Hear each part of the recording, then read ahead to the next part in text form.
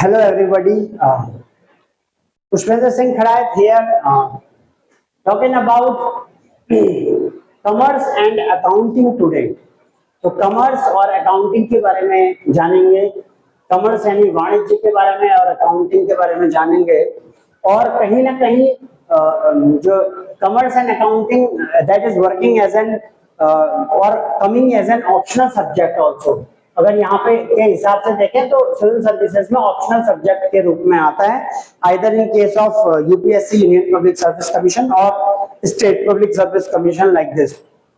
और भी और in commerce for the commerce graduates, commerce और सीए करने वाले, चार्टर्ड अकाउंटेंट्स, कंपनी सेक्रेटरी करने वाले और लाइक इस तरीके से जो कमर्शियल सेक्टर, कॉमर्स सेक्टर से जुड़े हैं और जो जानकारी रखना चाहते हैं, इंफॉर्मेशन को गैदर करना चाहते हैं, जानना के इच्छुक होते हैं, इंफॉर्मेशन लेने के इच्छुक होते हैं। Discussion, group discussion, debate discussion में काफी चर्चाएं ऐसी टर्म्स की होती हैं।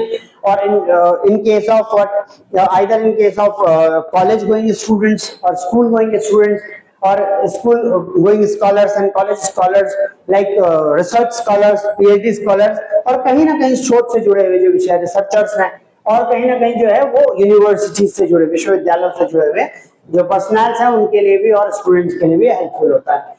So if we will discuss about the paper number 1 and paper number 2, here we are going to start or we discuss with this learning education center platform about this commerce and accounting. And if we will go through again the paper number 1 and paper number 2, it is composed or constituted with. तो ये किस तरीके से मिलके बना है, संगठित है, और इसका जो गठन है वो दो तरीके से है इस पेपर का, इस विषय का, वैकल्पिक विषय, ऐच्छिक विषय का, जिसमें प्रश्न पत्र 1 और प्रश्न पत्र द्वितीय। So in first paper, in paper number 1, what is called accounting and auditing. Here we have finance accounting, financial accounting it is called. So financial accounting, or which comes under what, accounting and auditing. तो accounting और auditing के अंदर आता है, तो इसीलिए finance accounting मतलब ये है, अकाउंट्स क्या होता है, लेन और देन होता है, किस तरीके से एसेट्स, जैसे बोलते हैं कि एसेट्स इज इक्वल टू, जैसे वो assets is equal to liability plus what, liability plus capital. तो किस तरीके से, क्योंकि क्या होता है, एसेट मतलब पूरी संपत्ति, जो भी चीजें हैं, जो बिल है वो, और लायबिलिटी मतलब जो होती है वो, लायबिलिटी होती है जो उत्तरदायित्व होता है, जिम्मेदारियां हैं, उसे लायबिलिटी कहते हैं। और कैपिटल मींस पूंजी।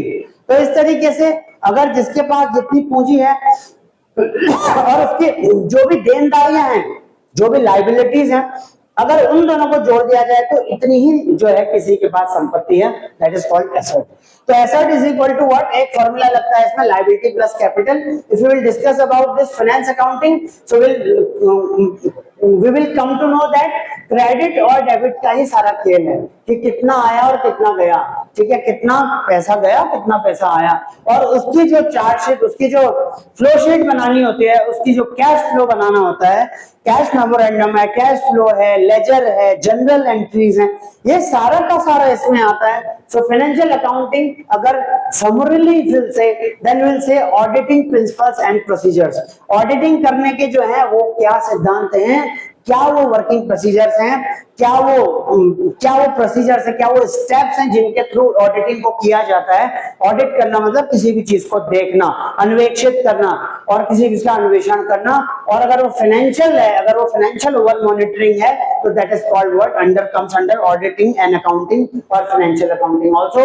और cash flow banana is also what, accounting and auditing is a part of cash flow banana.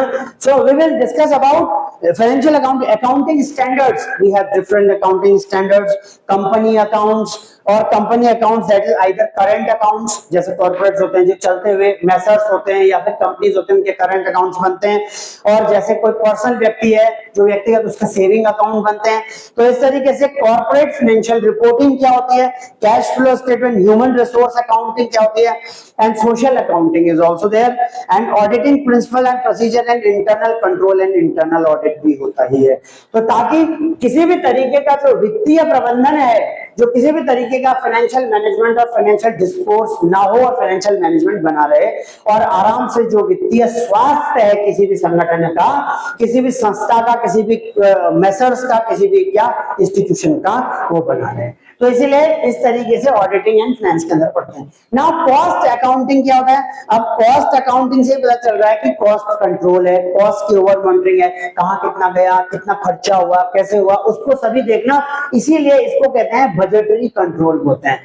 और बजटरी कंट्रोल के माध्यम से प्लानिंग करके, नियोजन करके, कहां पर कितना खर्चा होगा, कितना नहीं होगा, तो इस तरीके की जो भी गतिविधि, जैसे बजट बनता है तो कहां पर किस तरीके से कितना पैसा जाएगा, कितना फाइनेंस इंक्लूड होगा, उसकी कॉस्टिंग होती है, तो कॉस्ट अकाउंटिंग कहलाती है। और इसमें इंक्लूड करता है cost concept, material cost control, labour cost control, overhead allocation, process costing, standard costing and marginal costing and budgetary control. Now what is important is taxation. Taxation क्या होता है? जैसे जीएसटी होता है, गुड्स एंड सर्विस टैक्स होता है, सभी व्यापारी, सभी जो है मेसर्स और प्रोप्राइटरीज को देना पड़ता है मोस्टली। और जो है जो इसके स्लैब में आते हैं, और जो है इनकम टैक्स को देना ही पड़ता है। और जीएसटी तो सभी देते हैं क्योंकि इंक्लूसिव ऑफ ऑल टैक्सेस लिखा रहता है हर एक गुड। तो इसीलिए जो है, वैसे जीएसटी भी लगता है, जीएसटी भी अलग से जो है कई चीजों में लगता है कि जीएसटी 18% समथिंग लाइक इस तरीके से। और फिर इनकम टैक्स क्या होता है? इनकम टैक्स किसी भी आय में, किसी की भी जो पर्सनल आमदनी इनकम है उस पर लगने वाला टैक्स है, वो इनकम टैक्स कहलाता है। So that is what taxation के अंदर आता है। And in taxation also tax planning is there, tax rebate is there, tax management is there, और tax evasion and tax avoidance भी देखा जाता है कि टैक्स में अगर टैक्स इन्वेजन हो रहा है, अगर इन्वेजन मतलब टैक्स को छुपाना, टैक्स की चोरी कर लेना, अगर टैक्स की चोरी होगी तो रेवेन्यू कलेक्ट नहीं होगा, अगर संपदा प्राप्त नहीं होगी तो क्या होगा? डेवलपमेंट के काम होंगे क्या? नहीं होंगे, कम रुक जाएंगे। तो इसीलिए टैक्स का इन्वेजन ना होना, और टैक्स इन्वेजन ना होने के लिए कौन सुनिश्चित करेगा? जब टैक्स अवॉइडेंस वाली बात आएगी। सो इसीलिए टैक्स अवॉइडेंस वाली बात आ जाएगी। तो इस तरीके से जो भी ये है होता है। अब और चीजें क्या है कि what is management accounting, what is, अब इसमें ऑडिटिंग भी है। Now auditing is also there, a part we have discussed already. And financial management is there, financial management we also discussed, and financial markets and institutions। तो किस तरीके से financial accounting है और financial markets and what it's financial market and institution. तो financial market कौन कौन से हैं? फाइनेंशियल मार्केट्स मतलब फाइनेंशियल जो इंस्टीट्यूशंस हैं, क्रेडिट देने वाले और उधार देने वाले, जैसे फाइनेंशियल इंस्टीट्यूशंस हो गए, बैंक्स हो गए, पोस्ट ऑफिस हो गए, और इसके साथ साथ कोऑपरेटिव सोसाइटीज भी आ गई, और उसमें फाइनेंशियल जो प्राइवेट लेंडर्स हैं वो भी आ गए। तो इस तरीके से they all are private, they constitute financial market and institutions and which are involved in the what money and what money flow. इसके अलावा मार्केटिंग, फाइनेंशियल मैनेजमेंट क्या होता है? इस तरीके की चीजों का जो वित्तीय प्रबंधन है उसको कहते हैं। वित्तीय प्रबंधन मतलब होता है किसी भी चीज को मैनेज करना, और फाइनेंशियल स्टेटमेंट एनालिसिस और ratio analysis, fund flow analysis and working capital में और कैपिटल बजटिंग। तो ये सब चीजें जो है फाइनेंशियल मैनेजमेंट का हिस्सा है। So we have discussed here about the commerce and accounting, that in finance and accounting we just discussed about the auditing principle and procedure, cash flow and all these things. Cost accounting में we mostly convert what discuss about the budgetary control, taxation about GST and income tax, also auditing, financial management and financial market and what institution. So this all about what, if we will talk about taxation also, tax evasion and tax what avoidance. So इस तरीके से paper number 1 that constitute, ये paper number 1 है commerce and accounting का। अब paper number 2 क्या है? Paper number 2 is all about organizational theory and organizational behaviour. Organizational theory क्या होता है? ऑर्गेनाइजेशनल थ्योरी क्या है? ऑर्गेनाइजेशनल थ्योरी में ऑर्गेनाइजेशन का स्ट्रक्चर आता है। कोई भी संगठन है, कोई भी संस्थान है, उसका ढांचा कैसा है, उसका स्ट्रक्चर कैसा है, that comes under in this organizational theory. और मोटिवेशनल थ्योरीज क्या क्या हैं? किसी भी ऑर्गेनाइजेशन को चलने के लिए ऑर्गेनाइजेशन को हमेशा मोटिवेट रहना जरूरी है। तो मोटिवेशनल थ्योरीज कौन कौन सी हैं, किन किन तरीके से, कौन कौन सी वो क्लासिकल, नियो और जिस भी तरीके की थ्योरीज थिंकिंग्स हैं, थिंकर्स ने बता रखी हैं, वो क्या है, और बार बार जो डिफरेंट केस स्टडीज के माध्यम से पढ़ा जाता है, केस स्टडीज देखी जाती हैं, ग्रे पॉइंट क्या है, ये सारी की सारी चीजें, that all comes under this organizational theory. What is organizational behaviour? Organizational behaviour में क्या आता है? अब ऑर्गेनाइजेशनल बिहेवियर में यही चीज आती है, organizational theory and organizational behaviour it constituted with and leadership क्या होती है, और communication, organizational change and conflict management. Organizational change बहुत जरूरी है, क्योंकि हर बार चेंज आ रहा है, कुछ ना कुछ परिवर्तन आता है, नए लोग आते हैं, पुराने भी जाते हैं, कुछ पुराने रह जाते हैं, फिर उनमें परिवर्तन होता है, सोच में परिवर्तन होता है, कार्यशैली में परिवर्तन होता है, वर्किंग स्टाइल, वर्किंग प्रोसीजर में परिवर्तन होता है। तो ये सारी की सारी चीजें मैनेज करने को बोलते हैं चेंज। और इस तरीके की चीजों के लिए, और कॉन्फ्लिक्ट मैनेजमेंट भी होता है। कॉन्फ्लिक्ट मतलब लड़ाई झगड़ा हो गया, आपस में विवाद हो गया, तो इस तरीके की जो विवाद है, इस तरीके की जो आपसी संघर्ष है, नकारात्मक ऊर्जा है, क्योंकि उसमें एनर्जी चैनलाइजेशन बिगड़ता है तो फिर जो कॉमन ऑब्जेक्टिव, जो एक उद्देश्य के लिए संगठन और उद्देश्य के लिए कोई भी संस्था बनी होती है, उसका उद्देश्य भटक जाता है, देरी से पूरा होता है, छितर जाता है और कम प्राप्त होता है, more than expected, less than expected प्राप्त होता है, जिस वजह से कॉन्फ्लिक्ट मैनेजमेंट को रिजॉल्व किया ही जाता है। और इसके अलावा ह्यूमन रिसोर्स मैनेजमेंट। अब ह्यूमन रिसोर्स मैनेजमेंट क्या है? Human resource management, which is also called by HRM, this is also called by HRM। अब ह्यूमन रिसोर्स मैनेजमेंट क्या होता है?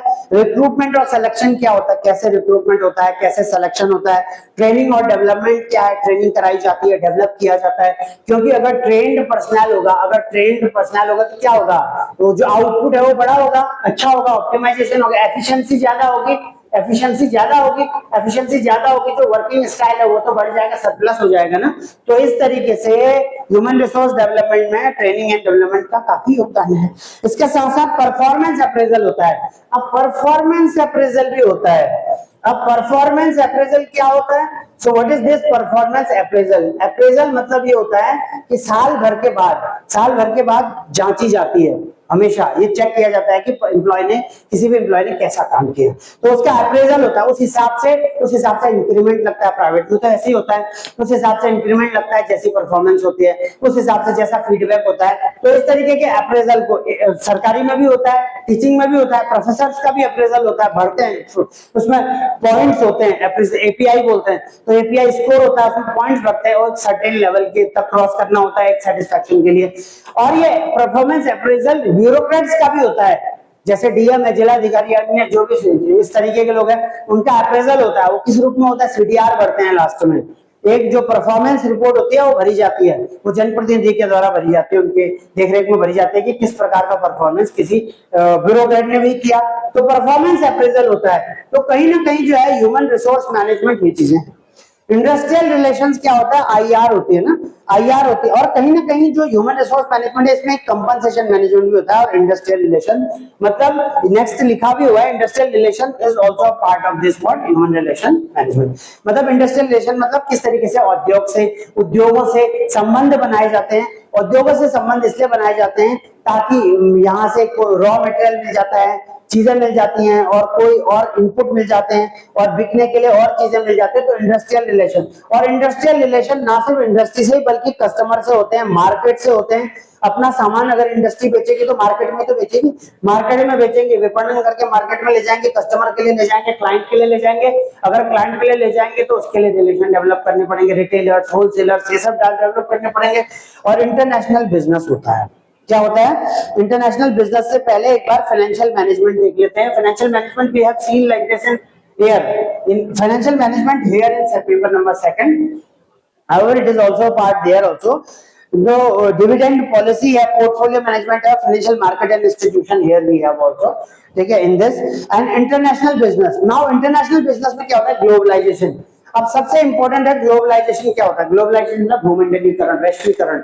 मतलब कोई भी चीजें आजकल बनती हैं तो वो तो सभी जगह जाती है। एमएनसीज का मतलब होता है मल्टीनेशनल कंपनी, मतलब ऐसी कंपनी जिनकी शाखाएं कई राष्ट्रों में है, कई नेशंस में, that is called multinational company. तो इस तरीके की जो चीजें हैं that is called internationally accepted and glamorised. तो इस तरीके से किसी भी बिजनेस को अंतरराष्ट्रीय स्तर पर पहचान होना, रिकॉग्निशन होना, आइडेंटिटी प्रूव होना, और इस तरीके से एक साज सज्जता से मंडित होना, तो ताकि जो है क्या पैदा हो? अंतरराष्ट्रीय स्तर पे पैसा पैदा हो। तो इसीलिए इंटरनेशनल बिजनेस ग्लोबलाइजेशन को डील करता है। और कहीं ना कहीं इंटरनेशनल ट्रेड मतलब अंतरराष्ट्रीय व्यापार। अब अंतरराष्ट्रीय व्यापार है तो किसके लिए है? तो क्रेडिट और डेबिट के लिए है ना। तो क्या के लिए है कि भाई आयात कितना हुआ और निर्यात कितना हुआ, इसका मतलब ये है कि कितना एक्सपोर्ट हुआ और कितना इंपोर्ट हुआ, तो इन दोनों के बीच में, और जितना एक्सपोर्ट किसी भी कंट्री के बीच में हो उसी को बोलते हैं बैलेंस ऑफ पेमेंट या बैलेंस ऑफ ट्रेड भी बोलते हैं, कई बार ये क्वेश्चन आता है। इसके अलावा जो है foreign exchange management and international financial management होता है, ये इंटरनेशनल बिजनेस का पार्ट होता है। What is management information system? Information system क्या है, डिसीजन सपोर्ट सिस्टम क्या है, एंटरप्राइज रिसोर्स प्लानिंग क्या है, और ई कॉमर्स से रिलेटेड जितनी भी चीजें हैं ये सब इसमें आती हैं मैनेजमेंट इंफॉर्मेशन सिस्टम से। ई कॉमर्स मतलब आजकल तो इलेक्ट्रॉनिक कॉमर्स से सारी की सारी चीजें electronically prove. So this thing all about we just discuss about what about this commerce and accounting subject as an optional subject in case of civil service, either as an UPSC or SPSC. And as we know, this subject is very useful either as in schools, colleges, universities, or in any of the curricula otherwise, or this is very helpful for knowing purpose, knowledgeable purpose, informative purpose. So these sessions are very important. However, we just discuss about the paper number first about finance accounting, cost accounting, taxation, auditing, financial management like financial marketing and institution. In paper number second we just discussed about organizational theory and behavior, human resource management, industrial relations, also international business and management information system. Here we just discussed this paper commerce and accounting in the platform of learning education center, और learning education center के माध्यम से इस subject को, इस विषय को भी जाना। हालांकि इनकी जानकारियां तो रहती हैं, फिर भी इनकी जानकारी हमेशा फिंगर टिप्स पे रहने से बड़ा लाभ सिद्ध होता है। हालांकि इनको और जो है गहराई से करेंगे आने वाले सेशंस में।